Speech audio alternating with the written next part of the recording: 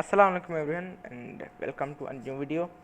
ठीक है, तो आज की इस वीडियो में हम बात करेंगे कि हम अपनी पहली गेम कैसे बनाएं और कौन सा वो टूल है या कौन सा वो सॉफ्टवेयर है जिसके ज़रिए हम अपनी गेम बना सकते हैं। ठीक है, बहुत सारे लोग अब गेम डेवलपमेंट में आना चाहते हैं, अपनी गेम्स बनाना चाहते हैं, अपनी गेम्स को पब्लिश करके पैसे कमाना चाहते हैं। ठीक है, तो हम इस सीरीज़ में जो ये सीरीज़ करने वाले हैं गेम मेकिंग की, गेम डेवलपमेंट की, इसमें मैं आपको ये पूरी हर एक चीज़ बताऊंगा कि आप कैसे अपनी गेम बना सकते हो, उसे कैसे पब्लिश कर सकते हो और पैसे कमा सकते हो। ठीक है, तो शुरू करते हैं।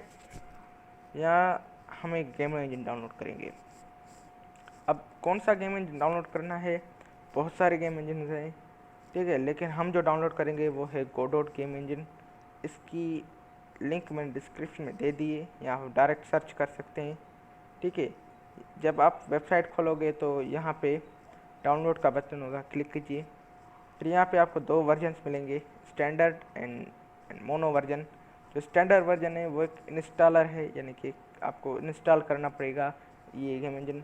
मोनो वर्जन एक जिप फाइल है, यानी कि एक फ़ाइल के अंदर हमारा गेम इंजन ऑलरेडी डाउनलोड और सॉरी इंस्टॉल ऑलरेडी इंस्टॉल होता है। ठीक है, तो दोनों में आप जो मर्ज़ी आप कीजिए, आप कर सकते हैं। अब क्या वजह है जो हम ये गेम इंजन चूज़ करें? पहली बात तो ये 64 बिट और 32 बिट कंप्यूटर में भी चल जाता है। ठीक है, दूसरी बात ये फ्री है। एंड तीसरी चीज़ ये कि ये बिगनर्स के लिए, जो कि नए हैं गेम डेवलपमेंट की फील्ड में, उनके लिए बेस्ट गेम इंजन है। ठीक है, तो अगर आप गेम्स बनाना चाहते हो और आपको इतनी सारी ज़्यादा नॉलेज नहीं है इन चीज़ों की, ठीक है, तो आप इस गेम इंजन को ट्राई कर सकते हो। ठीक है, तो हम चलिए इसे ओपन कर लेते हैं। यहाँ पे ये मेरा गेम इंजन है। ठीक है, तो ये थोड़ा टाइम लेगा। ओके, तो हमारा गेम इंजन ओपन हो चुका है। अब हमें यहाँ पे ना एक प्रोजेक्ट बनाना है। ये हमारा प्रोजेक्ट मैनेजर है। ठीक है, जब आप ओपन करोगे तो ये स्क्रीन आएगी आपके सामने। ये एक प्रोजेक्ट मैनेजर है, इसमें हमें एक प्रोजेक्ट बनाना पड़ता है। कैसे बनाते हैं? यहाँ पे न्यू प्रोजेक्ट का एक बटन होता है, इस पर क्लिक करेंगे तो ये एक स्क्रीन पे आ जाएगा। तो यहाँ पे हमें प्रोजेक्ट नेम, यानी कि हमारे प्रोजेक्ट का नाम क्या है वो पूछ रहा है, और प्रोजेक्ट पाथ, यानी कि हमारा प्रोजेक्ट कहाँ सेव होगा। तो मैं यहाँ पे ब्राउज के बटन पे क्लिक करूँगा, डी पे क्लिक करूँगा, सॉरी मैं पीछे जाऊँगा। ठीक है, यहाँ पे ई, हाँ ओके, मैं यहाँ आ गया। ई वाले डिस्क में जाऊँगा। यहाँ पे मैं एक नया फोल्डर बनाऊँगा और यहाँ पे लिखूँगा फर्स्ट गेम। ठीक है, तो मैंने ये प्रोजेक्ट बना दिया है। अब मैं इसे क्रिएट करूँगा तो अब ये फुल स्क्रीन मोड में आ गया है। ठीक है, तो जब ये ओपन होगा तो मैं इसके बारे में चीज़ें दिखाऊँगा। और अगर आपके पास एक लो एंड लैपटॉप है, जैसा कि मेरे पास अभी यहाँ पे है, ठीक है, तो आप इसे चला सकते हैं। तो ये हमारा ओपन हो चुका है गेम इंजन। आपके सामने ये पहली स्क्रीन आएगी ऐसी, जिसमें ये लाइन्स होगी, green line, blue line, red line. ये क्या है?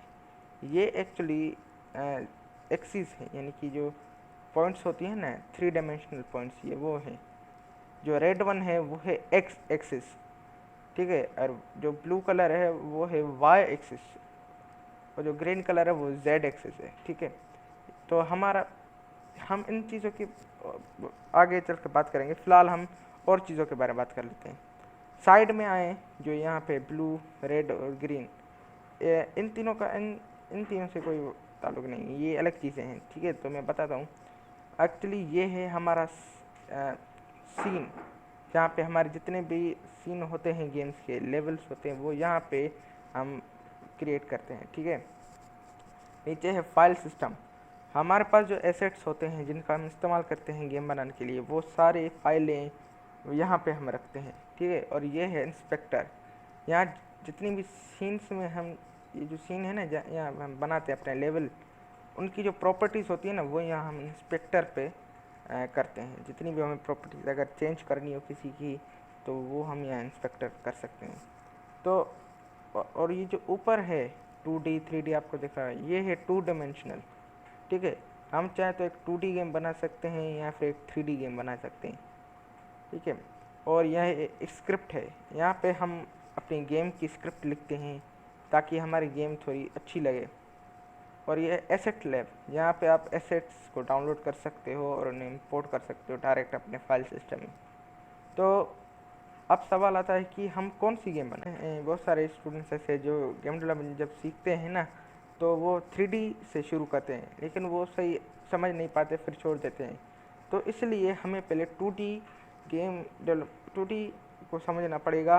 2D में ही हमें अपनी गेम्स बनानी पड़ेगी, उसके बाद ही हम 3D में शिफ्ट होंगे। सो कैसे बनाएं, हमें पहले एक सीन बनाना पड़ेगा अपनी गेम का। ठीक है, तो मैं यहाँ पे आता हूँ अपने सीन्स वाले ऑप्शन में। ठीक है, मैं यहाँ पे 2D सीन को क्लिक करूँगा तो ये देखिए ये नोड 2D बन गया है। ये एक नोड है। ठीक है, ये एक पेरेंट है और हम इसमें एक चाइल्ड भी ऐड कर सकते हैं। ठीक है, तो पहले तो मैं इसे रीनेम करूँगा, ऐसे मैं बोलूँगा वर्ल्ड। ठीक है, मैंने वर्ल्ड लिख लिया। अब हम बनाएंगे अपना प्लेयर। तो प्लेयर बनाने के लिए हमें यहाँ पे ऐड चाइल्ड करना पड़ेगा। तो यहाँ पे देखिए और भी बहुत सारे नोड्स हैं। ठीक है, तो हमें जो नोड चाहिए वो है किनेमैटिक बॉडी 2D। ठीक है, तो ये मैंने इसमें क्लिक किया तो आप देख सकते हैं यहाँ पे एक स्मॉल लाइन बन गई है। ठीक है, और ये एरो है, इसका मतलब ये है कि जो हमारा वर्ल्ड नोड है उसका एक चाइल्ड है किनेमैटिक बॉडी। अब इस किनेमैटिक बॉडी को भी हम रीनेम कर देते हैं। ठीक है, मैं इसे प्लेयर बोलूँगा। ठीक है, प्लेयर लिखने के बाद अब मैं इसे एक और चाइल्ड दूंगा जो कि होगा स्प्राइट। ये क्या करता है कि जब भी हम ना गेम बनाते हैं तो हमें अपने गेम में जो कैरेक्टर होता है उसको कलर देना पड़ता है, उसको टेक्सचर देना पड़ता है ताकि वो अच्छा लगे, कलरफुल लगे। तो ये उन्हीं कलर्स को लेता है और हमारे प्लेयर में ऐड कर देता है। ठीक है, यानी कि ये जो 2D टेक्सचर्स होते हैं उनको ये लेता है। अब प्लेयर में एक और भी चाइल्ड ऐड करूँगा जो कि है कॉलिजन। ठीक है, कॉलिजन शेप 2D। ये एक तरह से डिटेक्टर है, यानी कि इसके अंदर जो चीज़ आती है यहाँ से टकराती है ये उसको डिटेक्ट करता है। ठीक है, ये हमारे बहुत काम की चीज़ है। मिसाल के तौर पर अगर मेरा एक प्लेयर है वो किसी वॉल जो दीवार होती है उससे अगर टकराता है तो ये मुझे बताएगा कि हाँ भाई यहाँ पे वॉल है, इसके आर पार वो नहीं जा सकता। ठीक है, तो इस काम के लिए ये कोलिजन शेप आता है। और भी बहुत सारे काम कर सकते हैं। ठीक है, तो हाल फिलहाल हम इसी को ही इस्तेमाल करेंगे इस तरीके से। अब प्लेयर बनाने के मैं स्क्रिप्ट पे क्लिक करूँगा। फ़िलहाल तो मेरे पास कोई ऐसे खास एसेट नहीं है। यहाँ पे ये जो आइकन है हम इसका इस्तेमाल करेंगे। ठीक है, तो यहाँ पे मैं इसे ड्रैग करूँगा और ये देखो जैसा कि मैंने बताया कि हम स्प्राइट के अंदर 2D टेक्सचर्स या पिक्चर्स होती हैं ना, तस्वीरें, उनको ड्रैग करके यहाँ पे अगर हम ड्रॉप करेंगे यहाँ टेक्सचर्स के ऑप्शन में तो ये वहाँ पे आ जाएगा। तो हमारा ये तो बन गया।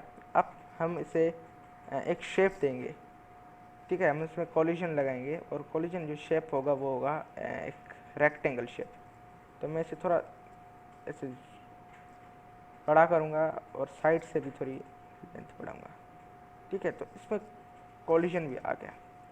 अब नेक्स्ट क्या, हमने एक प्लेयर तो बना दिया, लेकिन अगर मैं इसे सेव करूं यहाँ पे और रन के बटन पे क्लिक करूं, ठीक है, फिलहाल मैं इसे कैंसिल कर देता हूँ। तो यहाँ पे देख सकते हैं आपकी हमारी स्क्रीन तो आ गई है, प्लेयर भी यहाँ पे है वहाँ पे। इसे मैं सेंटर पे लाता हूँ। ठीक है, तो ये यहाँ पे काम नहीं कर रहा, क्यों? क्योंकि हमने अभी तक अपनी स्क्रिप्ट नहीं लिखी। हम स्क्रिप्ट के बिना हमारा प्लेयर काम ही नहीं करेगा, हमारी गेम चलेगी ही नहीं। हमने प्लेयर बना दिया, वर्ल्ड भी बना दिया, लेकिन अगर हम में से रन के बटन पर क्लिक करूँगा तो ये काम नहीं करेगा। तो इसलिए हमें एक स्क्रिप्ट लिखनी पड़ेगी। तो हम एक बेसिक स्क्रिप्ट भी क्रिएट करते हैं। यहाँ पे मैं क्लिक करूँगा और क्रिएट पे क्लिक करूँगा। ठीक है, तो ये एक टैब ओपन हो गया है स्क्रिप्ट वाला, जहाँ पे हमारी स्क्रिप्ट है। तो ये कोड एक मिनट, अगर किसी को प्रोग्रामिंग लैंग्वेज का कोई आइडिया नहीं है तो कोई बात नहीं, मैं उनको भी ये थोड़ा समझा देता हूँ। तो ये जो है ऊपर, ये है हमें बताता है कि हमारा जो नोड है उसके अंदर ये स्क्रिप्ट लिखी जा रही है। ठीक है, यहाँ पे आप कुछ ग्रे कलर में लेटर्स दे सकते हो, ये कमेंट्स है। ये हमें स्पेशली बताने के लिए काम आते हैं कि भाई हमारा जो प्रोग्राम है वो किस काम का है। ठीक है, नीचे यहाँ पे कुछ कलरफुल लेटर्स में आपको लिखा कुछ होगा, जैसे फंक, रेडी, पास, ये भी एक फंक्शन है। ठीक है, जो कि काम आते हैं कुछ दूसरे फंक्शंस को पास आउट, कॉल आउट करने के लिए। नीचे और भी कमेंट्स हैं हमारे पास, तो हम इन्हें रिमूव कर देंगे। हम इस रेडी फंक्शन को रिमूव नहीं करेंगे, हम जो इसके जो ऊपर वाले हैं ना, ये वाले कमेंट्स, हम सिर्फ इनको रिमूव करेंगे। और हाँ, ध्यान से इसको भी आप रिमूव नहीं करें। तो हम एक क्रिएट करेंगे वेरिएबल। तो मैं यहाँ पे वार लिख देता हूँ, यानी कि मैंने एक वेरिएबल क्रिएट किया। अब उसको एक नाम दूंगा और एक दूंगा वैल्यू। अब ये मैंने क्या लिखा है, एक्चुअली ये वेरिएबल है। हमें अगर कोई डेटा स्टोर करनी होती है तो हम एक वेरिएबल लेते हैं, उसमें हम डेटा स्टोर करते हैं। तो प्लेयर की जो स्पीड होगी, यानी कि उसकी जो मूवमेंट स्पीड होगी, वो कितनी तेज़ी से लेफ़्ट टू राइट मूव करेगा, वो सारी इस वेरिएबल में स्टोर होगी। ठीक है, तो अब मैं एक और वेरिएबल बनाऊंगा मोशन के नाम से। ठीक है, और इसमें एक दूसरा फंक्शन ऐड करूंगा, velocity. Velocity dot actually no, velocity नहीं, विक्टर, विक्टर 3.0 0। ठीक है, ये फंक्शन है। ओ विक्टर 2, सॉरी यार, गलती हो जाती है, कोई बात नहीं। तो विक्टर 2.0, विक्टर टू क्या है, ये डायरेक्शन है कि एक्स एक्सिस में जाना है या वाई एक्सिस में जाना है। ठीक है, तो यहाँ पे मैं एक और फंक्शन बनाऊंगा, फंक फिजिक्स प्रोसेस। ये फंक्शन कौन सा फंक्शन है? अब ये फंक्शन जो है ना, ये बड़ा ज़बरदस्त फंक्शन है और काम का फंक्शन है, क्योंकि इसी फंक्शन के ज़रिए हमारे जितने भी फिज़िक्स वाले काम होते हैं ना गेम में, वो इसी फंक्शन के ज़रिए होते हैं। ठीक है, तो अगर हमें अपनी गेम में फ़िज़िक्स ऐड करनी हो तो मैं इस फंक्शन के ज़रिए कर सकता हूँ। और अगर मैं कहूँ ओके, सो यहाँ पे हम एक फंक्शन बनाएंगे। ठीक है, कि अगर हमारा प्लेयर लेफ़्ट साइड जाए तो लेफ़्ट मूव करे, सॉरी, अगर हमारा यूज़र है वो अगर लेफ़्ट एरो की को प्रेस करे तो वो लेफ़्ट तरफ जाए हमारा प्लेयर, और अगर राइट एरो की को क्लिक करे तो वो राइट साइड जाए। तो इसलिए हम पहले तो एक फंक्शन बनाएंगे जिसका नाम है इफ़।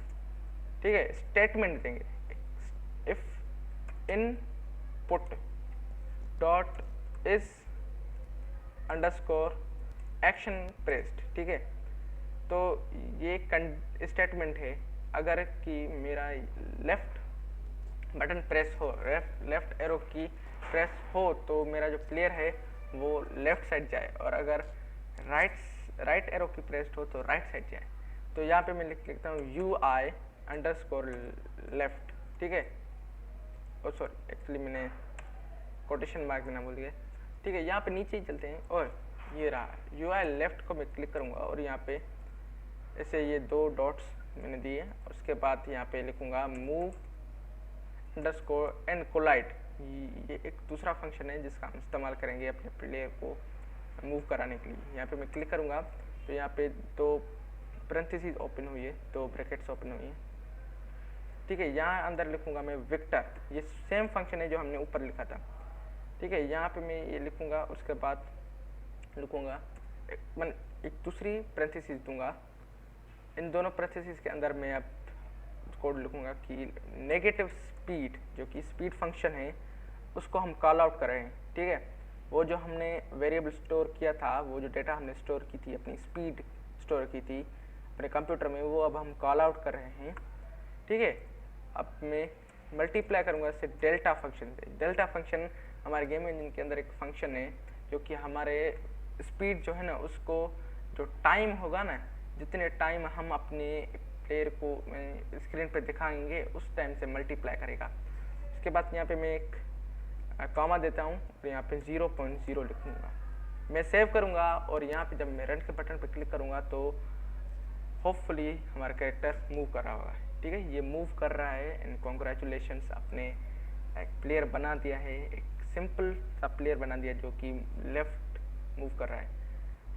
राइट कर, अब राइट हम इसे कैसे मूव कर रहे हैं, सिंपल है, सेम ही फंक्शन लिखेंगे। तो यहाँ पे मैं इंटर करूँगा और यहाँ पे मैं पेस्ट कर दूंगा सेम ही फंक्शन को। या नेगेटिव ये जो है इसको डिलीट कर दूँ, कैंसिल कर दूंगा, और ये लेफ्ट है इसे राइट लिख दूंगा। यहाँ पे मैंने राइट लिखा।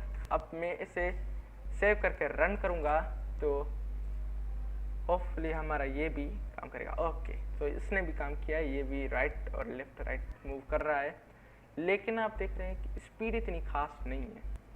कोई बात नहीं, हम इसे नेक्स्ट वीडियो में बेहतर बनाएंगे, हम अपने प्रोग्राम को या अपने गेम को और भी अच्छा करेंगे नेक्स्ट वीडियो में हम इसमें जंप मोड करेंगे कि हमारा प्लेयर कैसे जंप करेगा, एंड और भी बहुत सारी चीज़ें हम नेक्स्ट वीडियो में करेंगे। तो फिलहाल के लिए इतना ही है। तो ओके, अल्लाह हाफिज़।